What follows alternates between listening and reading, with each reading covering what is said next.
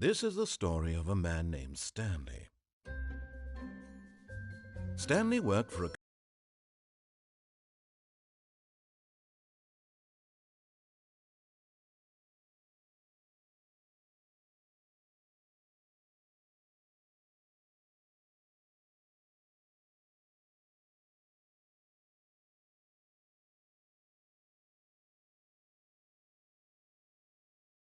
company in a big building where he was employee number 427. Employee number 427's job was simple. He sat at his desk in room 427 and he pushed buttons on a keyboard. Orders came to him through a monitor on his desk, telling him what buttons to push, how long to push them, and in what order. This is what employee 427 did every day of every month of every year. And although others might have considered it soul-rending, Stanley relished every moment that the orders came in, as though he had been made exactly for this job. And Stanley was happy. And then one day, something very peculiar happened. Something that would forever change Stanley. Something he would never quite forget. He had been at his desk for nearly an hour when he realized that not one single order had arrived on the monitor for him to follow. No one had showed up to give him instructions, call a meeting, or even say hi. Never in all his years at the company had this happened, this complete isolation. Something was very clearly wrong. Shocked, frozen solid, Stanley found himself unable to move for the longest time. But as he came to his wits and regained his senses, he got up from his desk and stepped out of his office.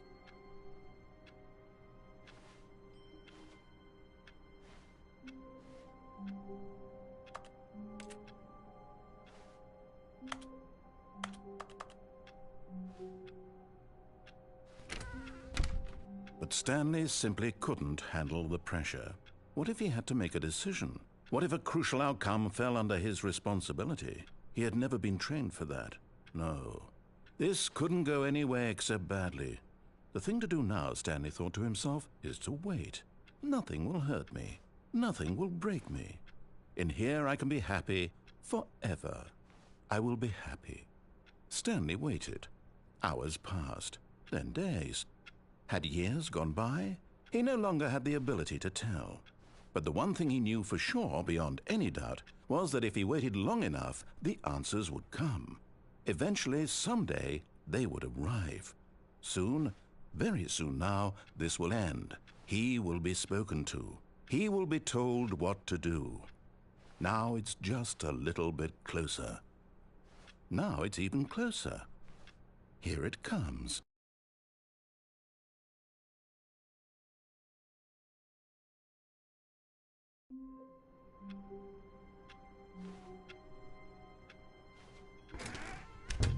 But Stanley simply couldn't handle the pressure.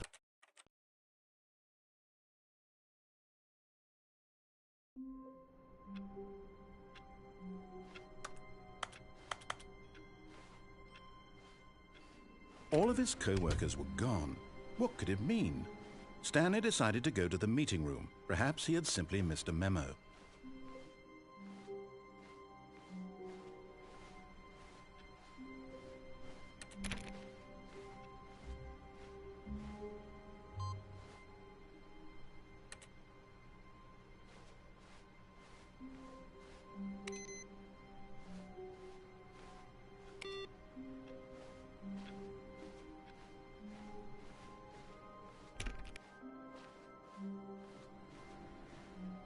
No matter how hard Stanley looked, he couldn't find a trace of his co-workers. Stanley went around touching every little thing in the office, but it didn't make a single difference, nor did it advance the story in any way.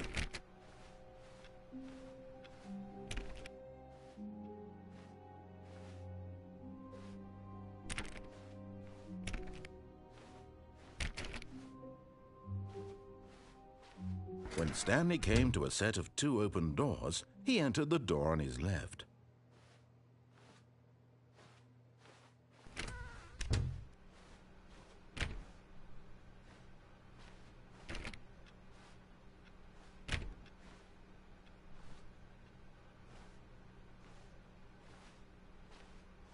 Yet there was not a single person here either.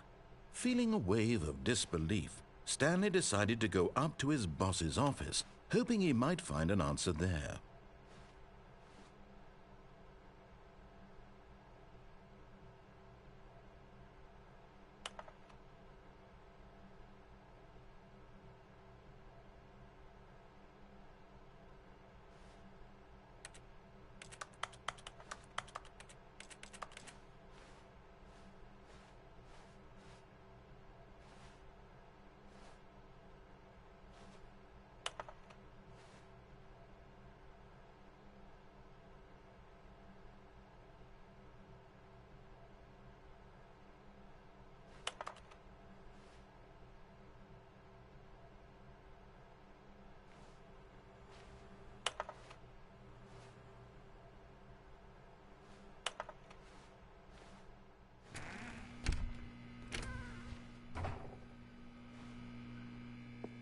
Stanley stepped into the broom closet, but there was nothing here, so he turned around and got back on track.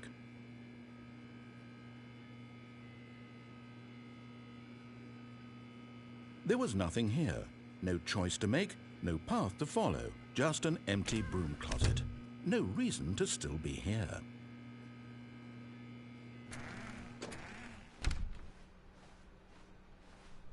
Coming to a staircase, Stanley walked upstairs to his boss's office.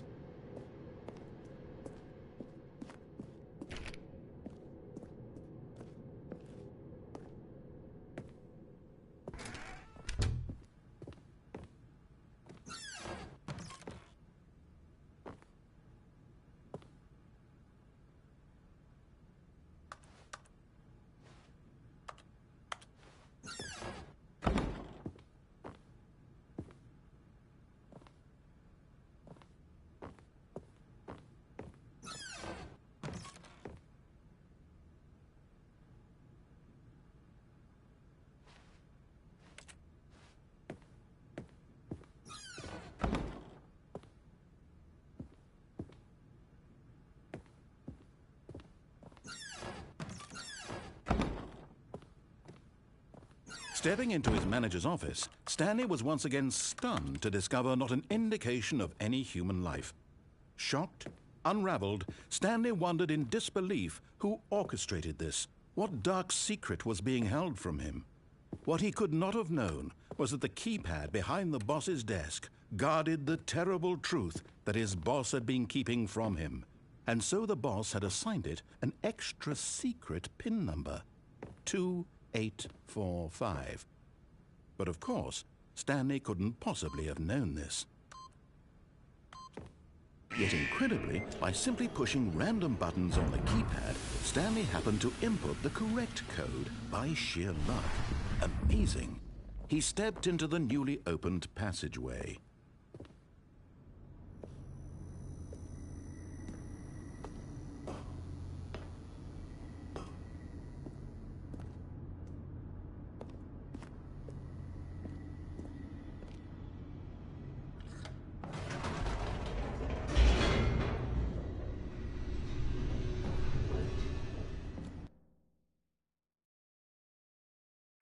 Descending deeper into the building, Stanley realized he felt a bit peculiar.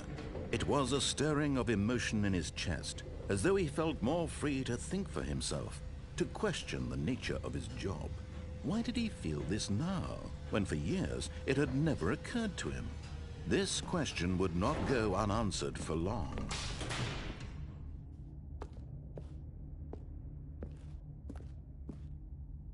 Stanley walked straight ahead through the large door that read Mind Control Facility.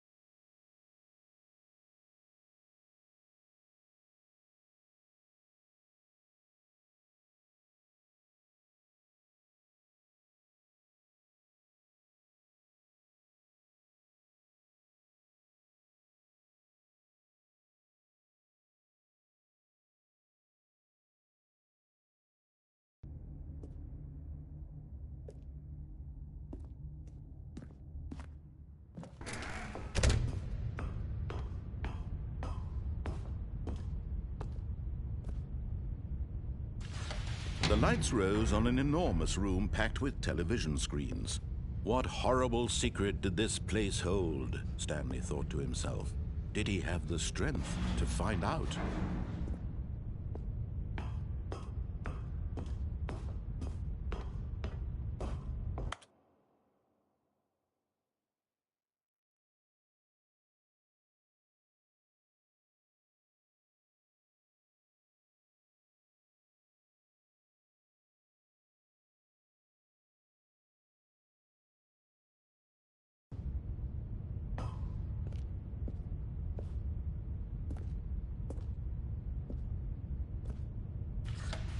Now the monitors jumped to life, their true nature revealed. Each bore the number of an employee in the building, Stanley's co-workers. The lives of so many individuals reduced to images on a screen, and Stanley, one of them, eternally monitored in this place where freedom meant nothing.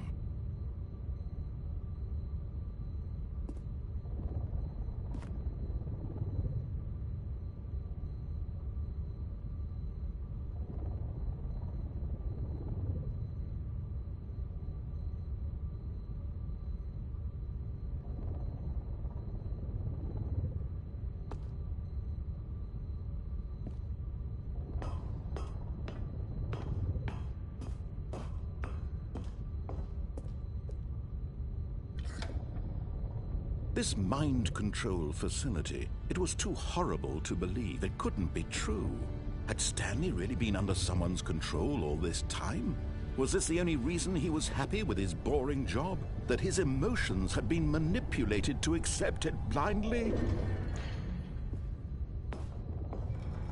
No, he refused to believe it. He couldn't accept it. His own life in someone else's control? Never! It was unthinkable, wasn't it? Was it even possible? Had he truly spent his entire life utterly blind to the world? But here was the proof. The heart of the operation. Controls labeled with emotions. Happy, or sad, or content. Walking, eating, working. All of it monitored and commanded from this very place. And as the cold reality of his past began to sink in, Stanley decided that this machinery would never again exert its terrible power over another human life. For he would dismantle the controls once and for all.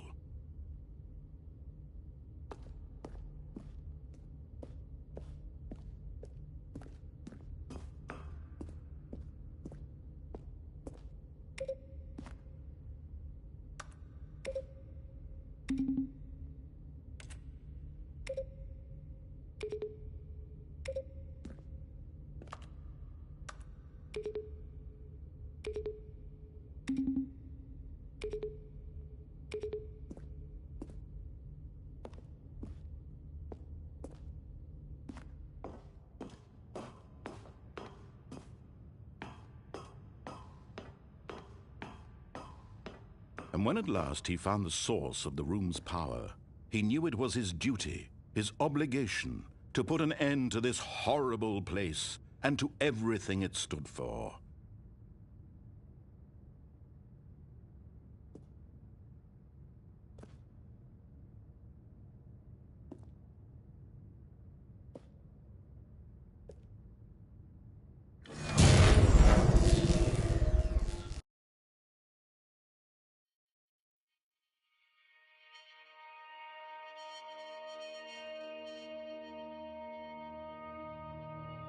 Blackness, and a rising chill of uncertainty. Was it over? Yes! He had won! He had defeated the machine, unshackled himself from someone else's command. Freedom was mere moments away. And yet, even as the immense door slowly opened, Stanley reflected on how many puzzles still lay unsolved. Where had his co-workers gone? How had he been freed from the machine's grasp? What other mysteries did this strange building hold? But as sunlight streamed into the chamber, he realized none of this mattered to him, for it was not knowledge or even power that he had been seeking, but happiness. Perhaps his goal had not been to understand, but to let go. No longer would anyone tell him where to go, what to do, or how to feel. Whatever life he lives, it will be his. And that was all he needed to know. It was perhaps the only thing worth knowing. Stanley stepped through the open door. Stanley felt the cool breeze upon his skin, the feeling of liberation, the immense possibility of the new path before him. This was exactly the way, right now, that things were meant to happen. And Stanley was happy.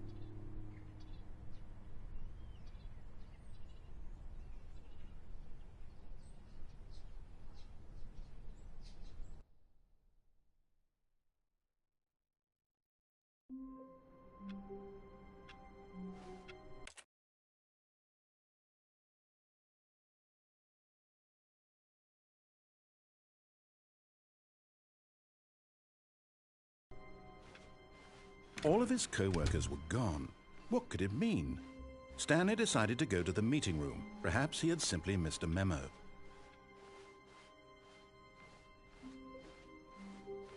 When Stanley came to a set of 2 open doors, he entered the door on his left.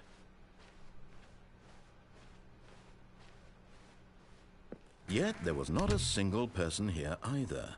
Feeling a wave of disbelief, Stanley decided to go up to his boss. Coming to a staircase, Stanley walked upstairs to his boss's office.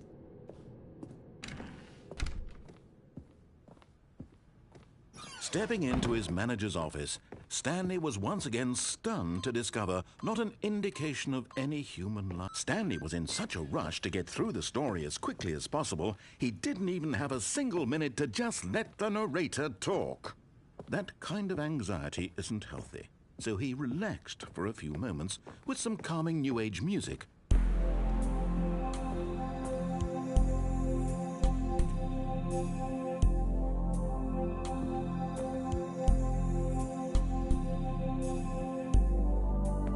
Feeling soothed and rejuvenated, Stanley calmly walked forward into the opened passageway.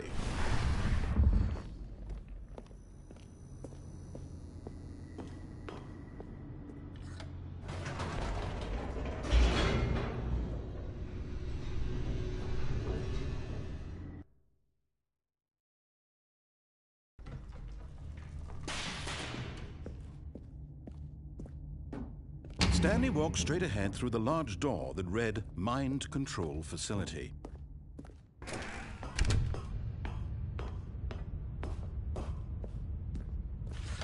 The lights rose on an enormous room packed with television screens. What horrible secret did this place hold? Stanley thought to himself. Did he have the strength to find out?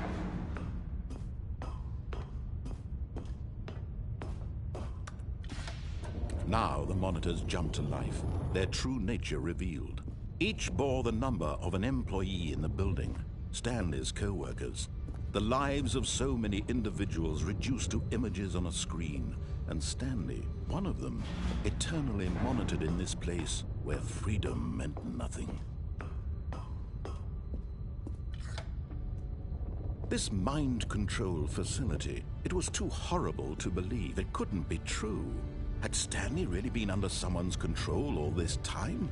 Was this the only reason he was happy with his boring job? That his emotions had been manipulated to accept it blindly? No, he refused to believe it. He couldn't accept it. His own life in someone else's control? Never! It was unthinkable, wasn't it? Was it even possible? Had he truly spent his entire life utterly blind to the world? But here was the proof. The heart of the operation. Controls labeled with emotions. Happy, or sad, or content. Walking, eating, working. All of it monitored and commanded from this very place. And as the cold reality of his past began to sink in, Stanley decided that this machinery would never again exert its terrible power over another human life. For he would dismantle the controls once and for all. Oh, Stanley, you didn't just activate the controls, did you? After they kept you enslaved all these years, you go and you try to take control of the machine for yourself. Is that what you wanted? Control?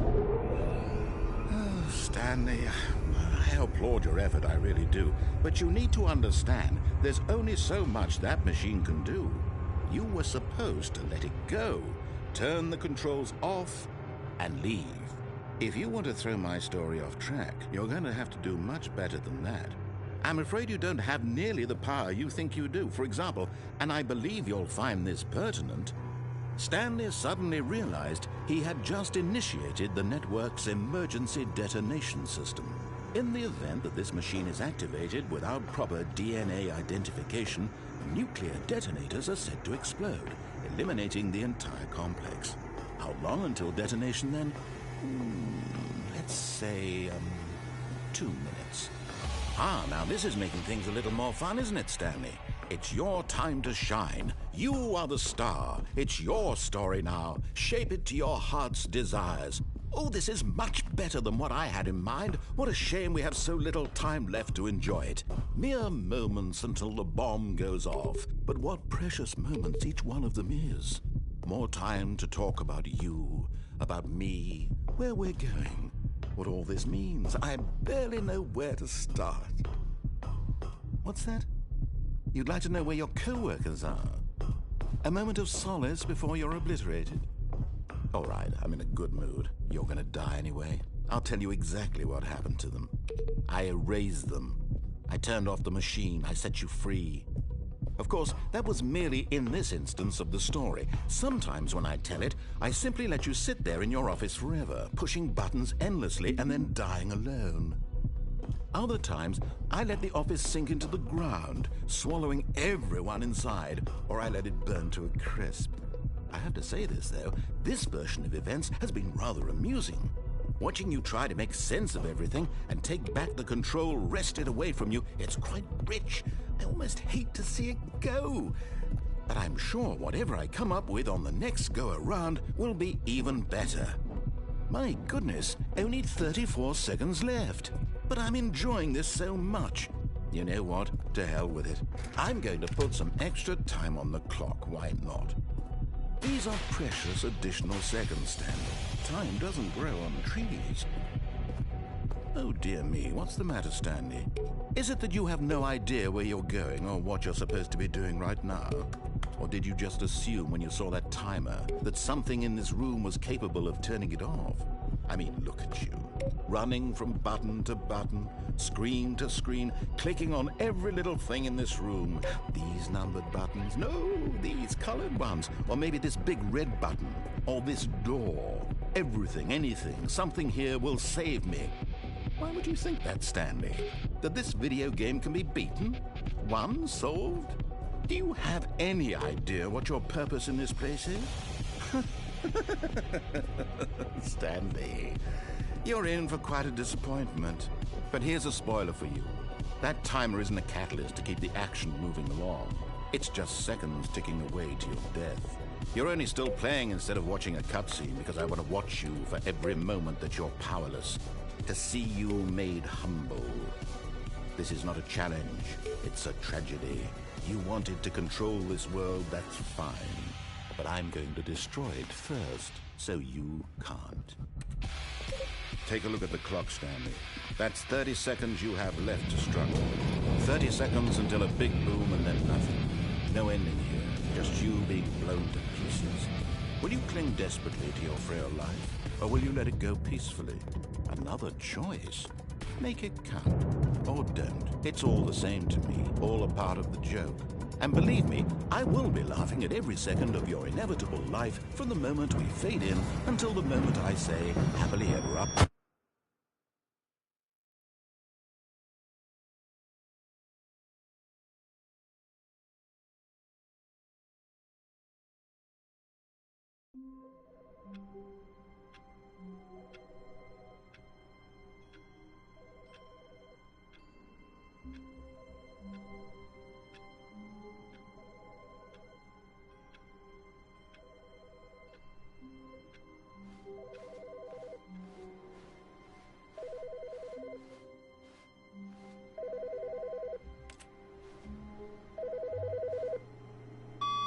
Hello.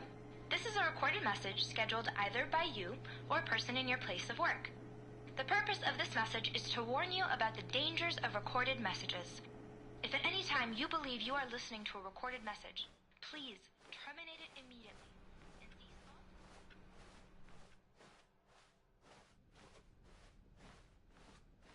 When Stanley came to a set of 2 open doors, this was not the correct way to the meeting room, and Stanley knew it perfectly well. Perhaps he wanted to stop by the employee lounge first, just to admire it.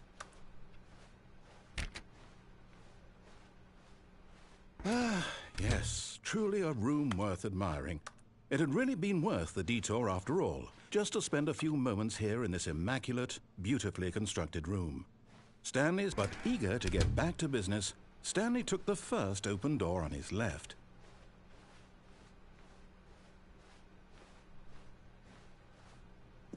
Stanley was so bad at following directions, it's incredible he wasn't fired years ago.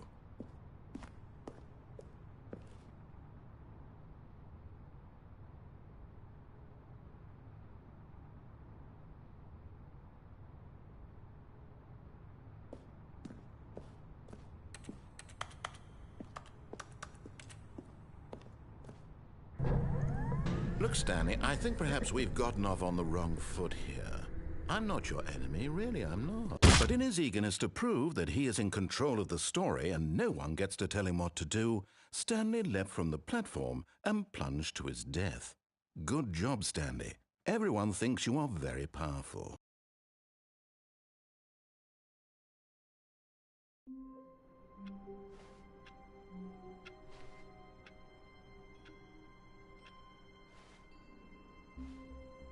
All of his co-workers were gone.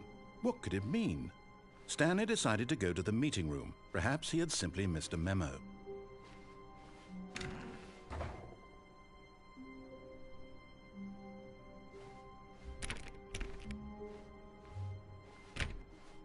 Stanley went around touching every little thing in the office, but it didn't make a single difference, nor did it advance the story in any way.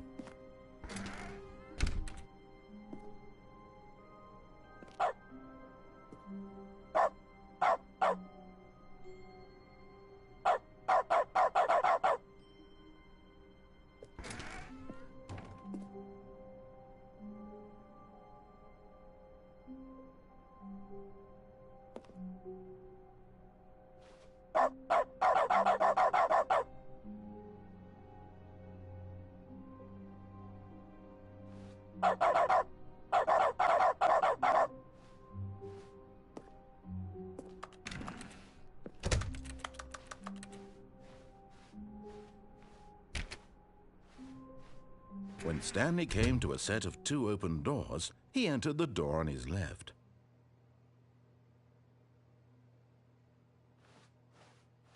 This was not the correct way to the meeting room, and Stanley knew it perfectly well. Perhaps he wanted to stop by the employee lounge first, just to admire it. Wow, yes, this room. What a beautiful room. What a gorgeous, gorgeous room. Thank goodness Stanley had taken this detour on his way to the meeting room. Life without having experienced this room was now too horrible. But eager to get back to business, Stanley took the first open door on his left.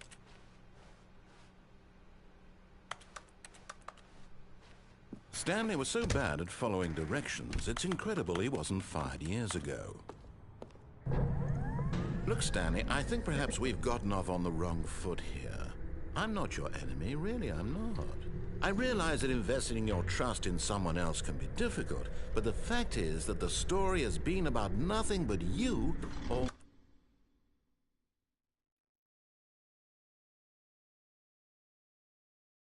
this time. There's someone you've been neglecting, Stanley. Someone you've forgotten about.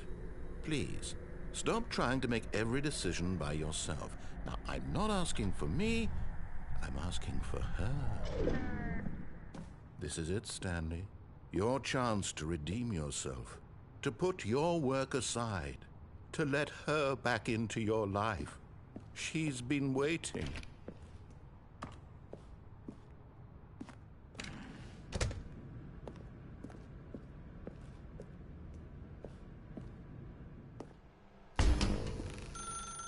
That's her, Stanley. You need to be the one to do this, to reach out to her. If you can truly place your faith in another, then pick up the phone. As Stanley picked up the phone, a white light engulfed him, filling him not just with radiance, but with hope. Hope for a life reunited one... Wait. Oh, goodness. Stanley, did you just unplug the phone? No, that wasn't supposed to be a choice. How did you do that? You actually chose incorrectly? I didn't even know that was possible. Let me double check. No, it's definitely here, clear as day. Stanley picks up the phone. He's taken to his apartment where he finds his wife, and the two pledge themselves to one another. Music comes in, fade to white, roll credits. Not picking up the phone is actually somehow an incorrect course of action. How is that even possible? None of these decisions were supposed to mean anything. I don't understand. How on earth are you making meaningful choices? What did you... Wait a second. Did I just see...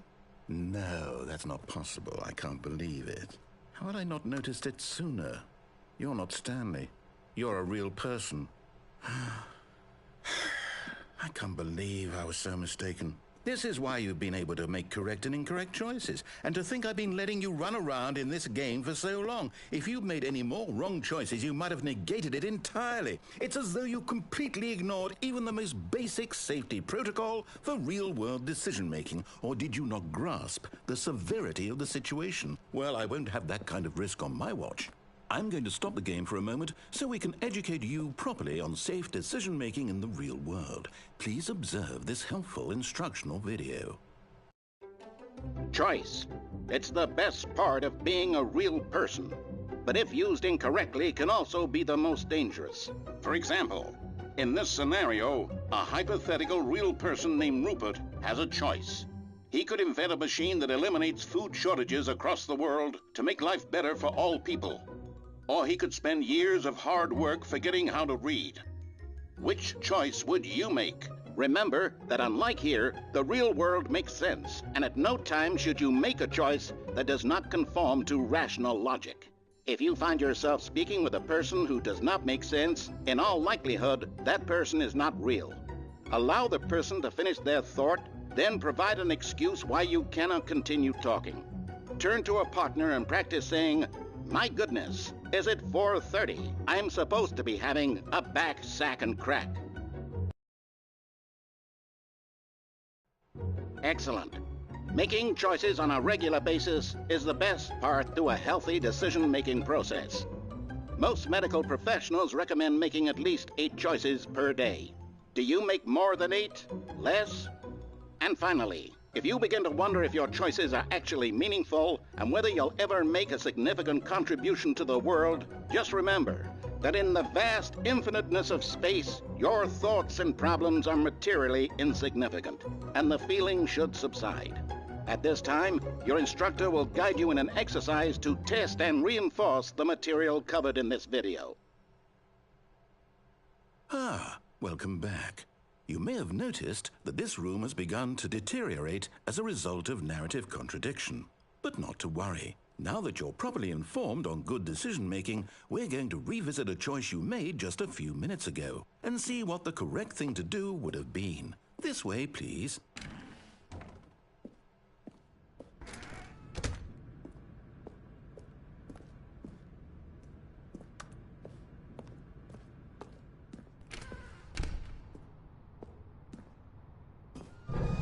Now that we know your choices are meaningful, we can't have you jumping off the platform and dying. Imagine the main character dying senselessly halfway through the story. That story would make no sense at all. We just need to get you home as soon as possible before the narrative contradiction gets any worse. Unfortunately, it seems this place is not well equipped to deal with reality.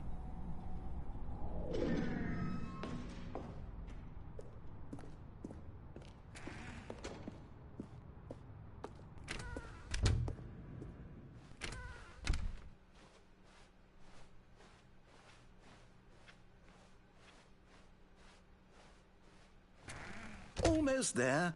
You'll take the door on the left, back to the correct ending, the story will have resolution once again, and you'll be home free in the real world.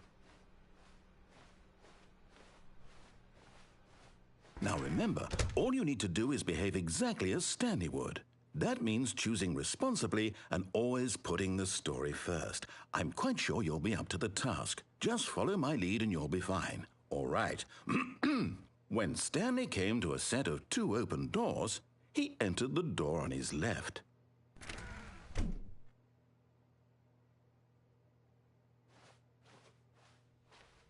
No! Why did you do that? Quickly, hurry back in the other direction. Perhaps we're not too late.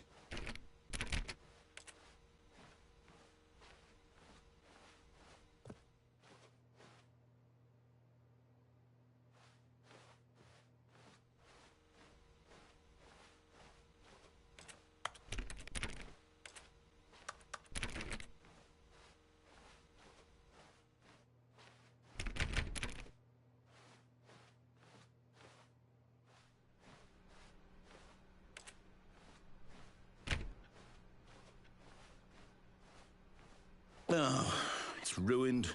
I can't believe, after everything we talked about, that my story, you've destroyed my work. Why? For what? What did you get out of that? What did you think was so special about seeing the game undone, left here like so much garbage? It's worthless now. And what am I supposed to do? Even if there were a way to continue, would it be worth it? To know that my story is now incorrect? How can I go back to that? I can't erase that knowledge. I'll have to live with it forever, reliving its impossibility forever. I couldn't live that way. Is it better to shut the game down entirely? To willingly destroy all of my work? I don't know. What's the answer? What do I do? What do I do? What do I... No, I have to. I have to shut the game down. I have to. I have to.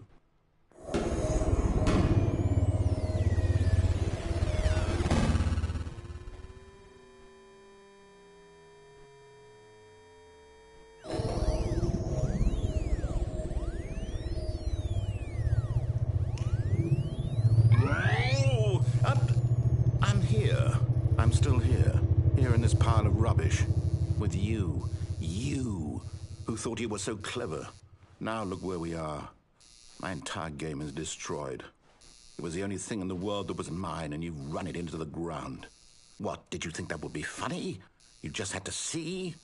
Didn't I impress upon you how important it was to be like Stanley?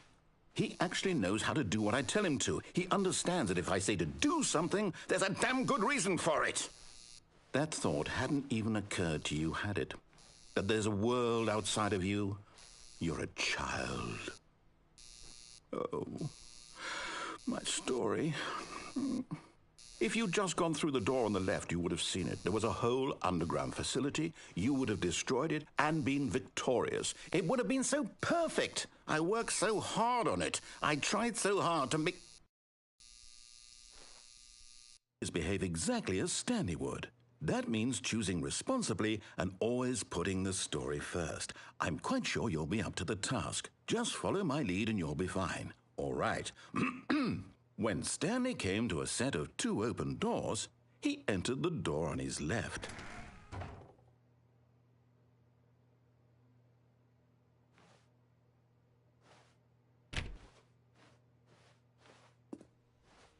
No! Why did you do that? Quickly, hurry back. Behave exactly as Stanley would. That means choosing responsibly and always putting the story first. I'm quite sure you'll be up to the task. Just follow my lead and you'll be fine. All right. When Stanley came to a set of 2 open doors, he entered the door on his left.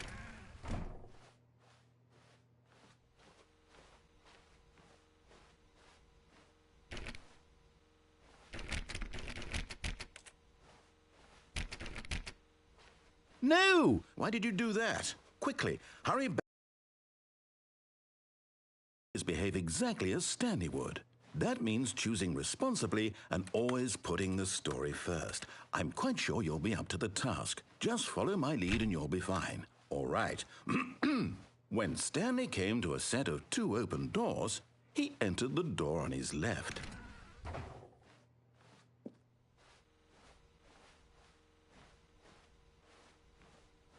No! Why did you do that? Quickly, hurry back. Behave exactly as Stanley would. That means choosing responsibly and always putting the story first. I'm quite sure you'll be up to the task. Just follow my lead and you'll be fine. All right. When Stanley came to a set of 2 open doors, he entered the door on his left. No! Why did you do that? Quickly, hurry back. Behave exactly as Stanley would. That means choosing responsibly and always putting the story first. I'm quite sure you'll be up to the task. Just follow my lead and you'll be fine. All right. When Stanley came to a set of 2 open doors, he entered the door on his left.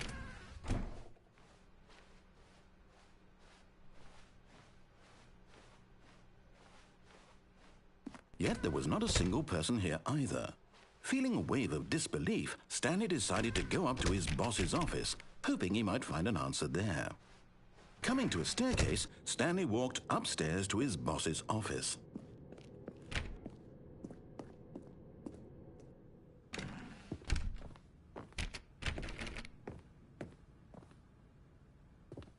Stepping inside his manager's office, Stanley was once again stunned to discover not an indication of any human life.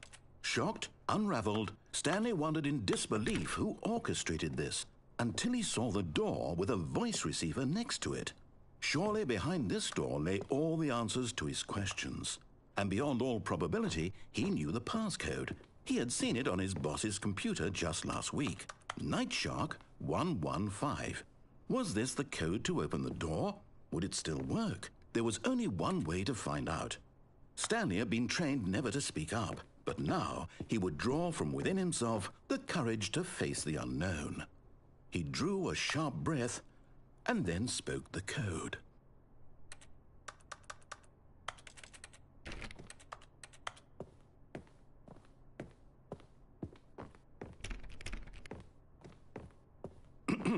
Stanley spoke the code. Night Shark 115. He spoke it into the receiver, right there on the wall.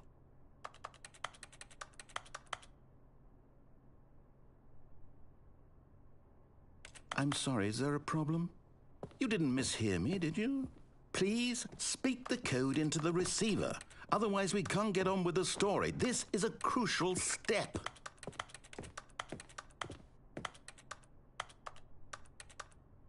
Okay, fine, you're not going to do it, but you know what? It's pretty humiliating to bring you this far, only for you to suddenly decide you have better things to do. I asked you for this one single thing, for your respect. The kind of respect Stanley shows for his choices. He knows what it means to take a story seriously.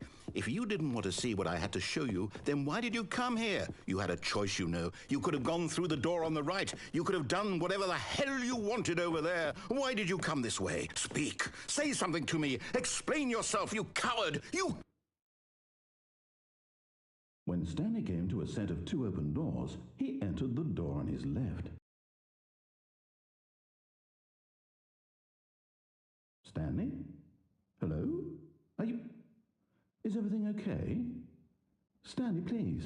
I need you to make a choice. I need you to walk through the door. Are you listening to me? Can you hear me? Is everything all right? Stanley, this is important.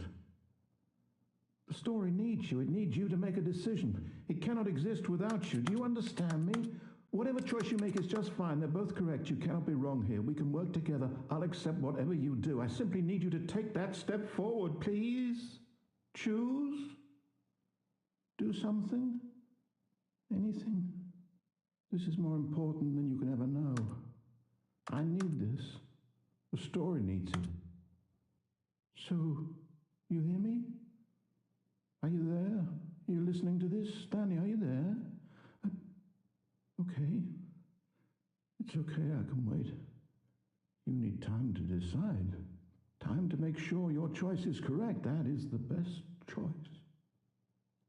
That's all right. I'll wait for you to decide what's the right thing to do. Take as much time as you need.